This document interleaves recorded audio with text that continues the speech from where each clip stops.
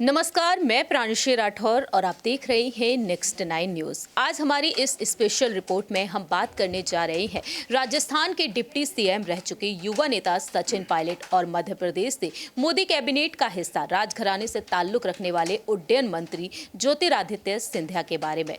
जी हाँ, दोनों ही युवा नेता एक वक्त कांग्रेस में रहे और दोस्ती की यहाँ पर मिसाल देते हुए वह नजर आते थे, लेकिन आज दोनों ही एक कांग्रेस में है तो एक भारतीय जनता पार्टी में है। ऐसे में देखा जाए तो दोनों ही एक दूसरे को यहाँ पर चुनौतियां देते हुए नजर आते हैं। इसी पर चर्चा करेंगे आज हम इस रिपोर्ट में। हमारे साथ हमारे सहयोगी हैं दीपक, आपका बहुत बहुत स्वागत है।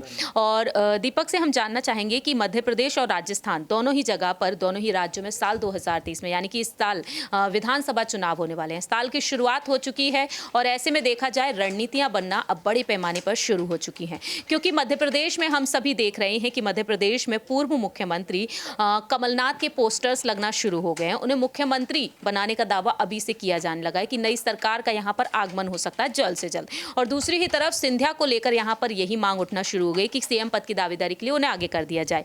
सचिन पायलट के साथ भी हम यही देख रहे हैं कि सचिन पायलट को सीएम बना दिया जाए, सदन तक मांग पहुंच चुकी है। लेकिन बात यहां पर की जाएगी मध्य प्रदेश की सियासत के बारे में।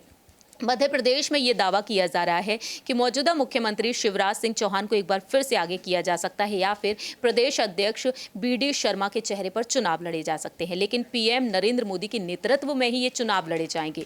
अब बात यहाँ पर आती है कि मध्य प्रदेश में अगर सीएम पद की दावेदारी के लिए सिंधिया को आगे नहीं किया जाता है तो क्या यहाँ पर स्टार प्रचारक के तौर पर उन्हें उतारा जा सकता है। गुजरात में हमने देखा कि गुजरात की सियासत तक उनको पहुंचा दिया गया, लेकिन सचिन पायलट को हिमाचल पहुंचाया गया स्टार प्रचारक के तौर पर, गुजरात भी पहुंचाया गया, यूपी के विधानसभा चुनाव में भी हमने देखा।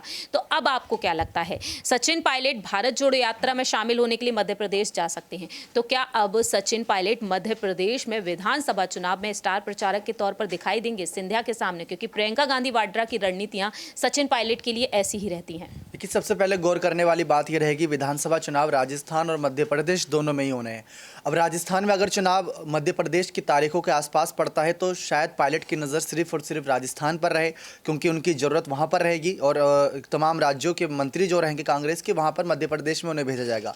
लेकिन अगर मध्य प्रदेश का चुनाव और राजस्थान के चुनाव में महीनों का अंतर रहेगा तो पायलट को जरूर भेजा जाएगा, क्योंकि कहा जाता है जहाँ हिंदी भाषा बोली जाती है, जहाँ लोग ये समझते हैं पायलट को, वहाँ जरूर कांग्रेस पार्टी स्टार प्रचारक के तौर पर भेज रही है। तो ये एक रणनीति हो सकती है कांग्रेस की। पहले तारीखों का ऐलान का इंतजार करेंगे, क्योंकि दोनों की ही तारीखों को नवंबर दिसंबर के आसपास बताया जा रहा है। अगर आसपास रहती है तो सिंधिया के गढ़ में नहीं जाएंगे पायलट, लेकिन अगर नहीं रहती तो लाजमी सी बात है जब हिमाचल भेज सकते तो ये तो फिर मध्य प्रदेश चुनाव है जो राजस्थान से बहुत सटा हुआ राज्य है। दीपक, यहाँ पर हिमाचल में उन्होंने कहा कि आया हूं तो जीत दिलाकर ही जाऊंगा, तो क्या यहाँ पर सिंधिया की चुनौतियों के सामने, क्योंकि ग्वालियर में हम सभी देख रहे हैं कि जब से सिंधिया ने कांग्रेस का साथ छोड़ा है, साल 2020 में उन्होंने इस्तीफा दे दिया और 22 विधायकों के साथ बीजेपी से जुड़ गए, लेकिन तब से यहाँ पर कांग्रेस कमजोर पड़ती हुई नजर आ रही। तो क्या सिंधिया की चुनौतियों के सामने सचिन पायलट की यहाँ पर दावेदारी टिकती हुई नजर आएगी, क्योंकि पर्यवेक्षक भी वह हिमाचल में बनाए गए थे। तो स्टार प्रचारक से हटकर सचिन पायलट को और क्या कुछ जिम्मेदारी मिल सकती है और सिंधिया यहाँ पर किस तरीके से उन्हें चुनौती दे सकते हैं। देखिए, सबसे बड़ी पहले ये खोज रहेगी कि कांग्रेस पार्टी राजस्थान में उन्हें क्या जिम्मेदारी देती है। अगर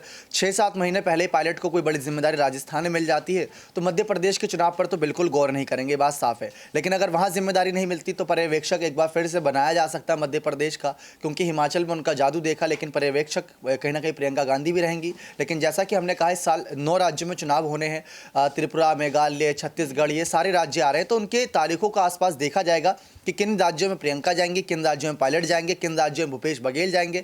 हरियाणा की भी यहाँ पर चर्चा हो रही है, छत्तीसगढ़ की भी चर्चा हो रही है, तो बघेल को भी अपना गढ़ बचाना है। तो इसीलिए पर्यवेक्षक बनाने के लिए यहाँ पर कई और नाम सामने आ सकते हैं और कहा यह जा रहा है कि राहुल शायद खुद मध्य प्रदेश में चुनौती देते नजर आए, क्योंकि राहुल गांधी ने साफ कहा कि मैं लिख कर देता हूँ कि इस बार कांग्रेस की सरकार मध्य प्रदेश में बनेगी। बहुत बहुत शुक्रिया।